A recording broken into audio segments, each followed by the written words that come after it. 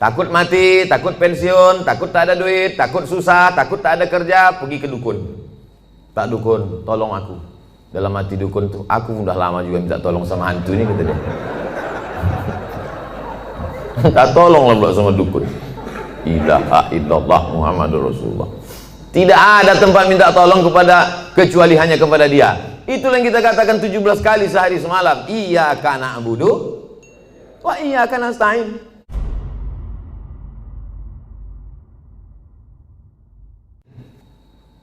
Kenapa kau tak pakai masker? Aku terserah aja lah, mau mati matilah. Oh, tak bisa begitu. Kita harus ada ikhtiar, harus ada usaha. Begitu juga dalam masalah mengambil rezeki, begitu juga dalam masalah menolak bala.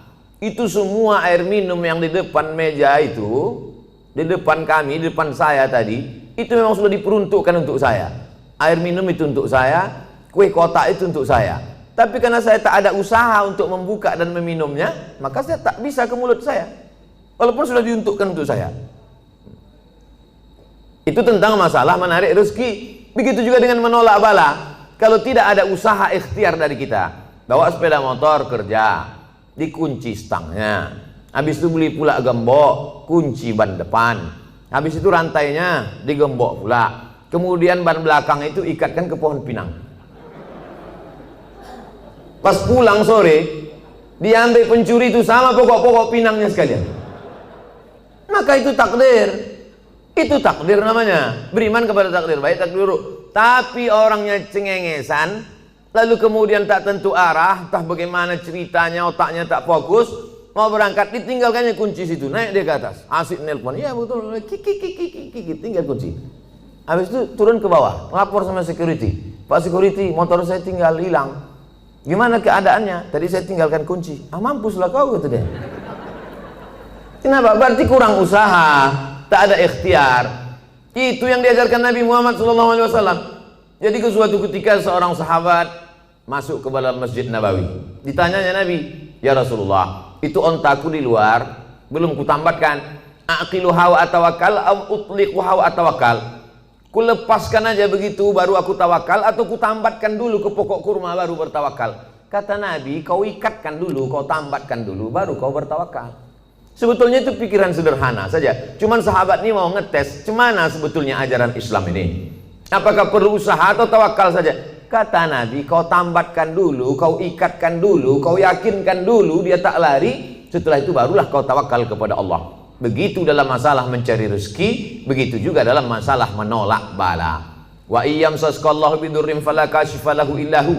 Kalau kau ditimpa suatu musibah, penyakit, kehilangan, kebakaran, tumpur, hilang, bangkrut, tidak ada yang bisa menyingkapkannya kecuali Allah. Wa yuridka bi khairin fala radda li fadlih. Tapi kalau Allah mau ngasih kau rezeki, mau menaikkan jabatanmu, maka tak pula ada yang bisa menolaknya. Itulah makanya setiap subuh kita katakan raditu billahi Rabbah, aku ridha menerima segala sesuatunya. Hanya saja kadang orang kita ini salah pasang. Kalau ada terjadi sesuatu musibah terjadi, dia katakan ikhlas ya, ikhlaskan aja. Sebetulnya yang tepat itu bukan ikhlas, ridha. Ridha menerima ketetapan Allah Subhanahu wa taala. Ridha itu bahasa kitanya apa? Ridha itu artinya plong, berlapang dada. Seperti ridhonya orang mati dimandikan oleh orang yang memandikan jenazah. Begitulah ridho kita kepada takdir ketetapan Allah. Sebagaimana orang mati dimandikan. Ibu bapak pernah mendengar orang mati waktu dikorek hidungnya melawan dia? Yang kau cucuk-cucuk hidung gitu? Tak ada. Terserahlah, mau kalian cucuk hidungku, telingaku, terserah. Makanya waktu kita masih hidup ini baik-baik sama orang. Nanti balik dari sini cari di RT RW itu siapa yang memandikan jenazah, baik-baik sama dia. Kalau kita sombong-sombong sekarang, pas kita mati nanti disemprotnya pakai dorsmir. Apalagi Bank Sumut ada program santunan, santuni mereka memandikan jenazah, orang yang menguburkan, orang yang supir ambulan. Kalau mati kita, supir ambulan tuh baik sama kita, pelan-pelan dibuatnya, lari-lari 20. Coba kalau kita sombong angkuh, dibuatnya 120, rantuk-antuk kepala kau di belakang. Nyawa baru tercabut, sakitnya belum hilang, lempang. Baru kau tahankan dulu, sombong kali kau kan, kata dia. Oleh sebab itu maka ini semua adalah bagaimana kita menyikapi hidup. Hidup ini dari dulu sampai sekarang begini-gini aja. Dari sejak zaman Nabi Adam sampai Adam Smith, hidupnya begini-gini aja. Yang kaya sombong, yang punya jabatan sombong, orang miskin susah melarat, mau mati aja bawaannya. Jadi tinggal kita bagaimana menyikapi hidup. Dulu yang hidup di Medan ini datuk nenek moyang kita. Habis masa mereka, datanglah masa ayah emak kita. Habis masa mereka, sekarang masa kita. Ini sedang hijau-hijaunya ini. Ibarat baru bertunas hijau, berbatang, mekar, berputih, berbuah, kuning, layu, mati. Yang di hadapan saya ini hijau-hijau semua. Maskernya maksudnya. Sampai masanya kita akan menguning dan layu. Saya ini agak kuning sedikit. Habis itu tak lama ini layu dan mati. Kemudian datang masa anak kita. Hidup ini singkat Bapak Ibu. Tapi kalau salah kita menyikapi hidup, penyesalannya luar biasa. Takut mati, takut pensiun, takut tak ada duit, takut susah, takut tak ada kerja, pergi ke dukun. Tak dukun, tolong aku. Dalam hati dukun tuh, aku udah lama juga minta tolong sama hantu ini, kata dia. Tak tolonglah pula sama dukun. Ilaha illallah Muhammadur Rasulullah. Tidak ada tempat minta tolong kepada kecuali hanya kepada dia. Itulah yang kita katakan 17 kali sehari semalam. Iyyaka na'budu wa iyyaka nasta'in.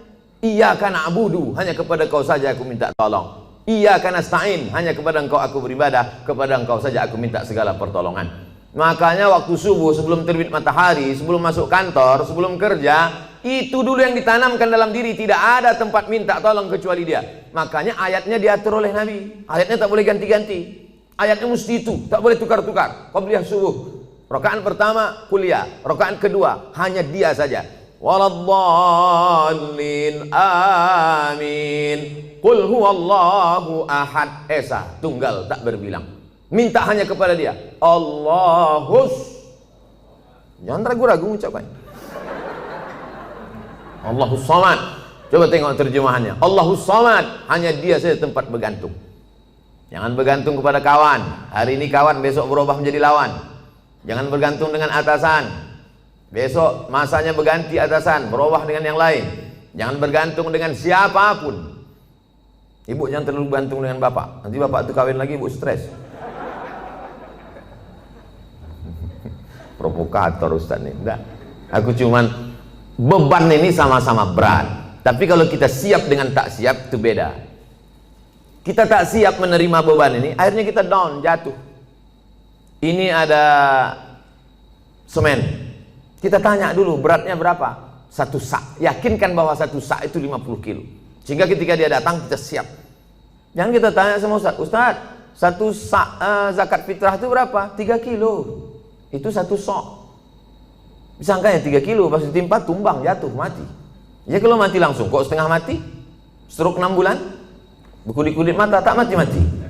Datang Ustaz Somad suruh baca doa, baca Yasin 3 kali. Alhamdulillah Pak Ustaz, udah mati. Oleh sebab itu Bapak Ibu yang dimuliakan Allah, semua kita ini mati. Tak ada yang tak mati. Michael Jackson berapa duitnya mau menyogok Tuhan supaya tak mati? Tak bisa. Dibuatkannya sudah 1 kapsul supaya dia masuk ke dalam, supaya malaikat maut tak masuk ke dalam. Sudah disebutkan Allah dalam Quran. Aina ma takunu yudrikumul maut. Dimanapun kau berada, kematian akan datang menjumpai kamu. Bukan kita mencari mati itu. Mati itu datang menjumpai kita. Coba tengok bunyi ayatnya. Yudrikumul maut, mati itu datang menjumpai kamu. Jadi kalau ada orang hari ini petantang-petantang, mana mati itu? Sini, sini. Sabar aja kau. Kalau memang udah datang, nanti tak usah kau panggil, datang juga dia. Yudrikumul mautu, kematian datang menjumpai kamu, walau kuntum fi burujim musyayyadah, walaupun kau berada di tempat peti yang kokoh. Karena dulu orang kafir musyrik jahiliyah itu dipakunya kotak, masuk dia ke dalam, ditanya sama kawannya, kenapa kau dalam? Mudah-mudahan malaikat maut tak bisa masuk ke sini. Aina ma takunu, dimanapun kau berada. Mati jangan dicari, mati tak perlu kita cari, tapi kita bersiap apa yang akan kita bawa untuk mati menghadap Allah SWT. Lan tamuta nafsun qabla an tastakmila rizqaha wa ajalaha. Orang tidak akan mati sebelum 2 penuh. Rezekinya penuh, ajalnya penuh. Asal sudah penuh, jalan. Kita ini macam truk. Selama belum penuh, berhenti dia. Asal sudah penuh, jalan. Abdul Somad belum penuh lagi. Bapak-bapak di depan sama ibu ini pun nampaknya belum lagi penuh. Asal sudah penuh. Makanya wafat itu artinya penuh. Wafat artinya penuh. Kemana si Anu? Udah penuh Pak Ustaz, udah jalan duluan. Nanti kalau nampak kawan macam-macam dia, tak sholat dia, tak zikir dia, tak sedekah dia, kasih tahu sama dia. Ku tengok kau udah agak-agak penuh ini.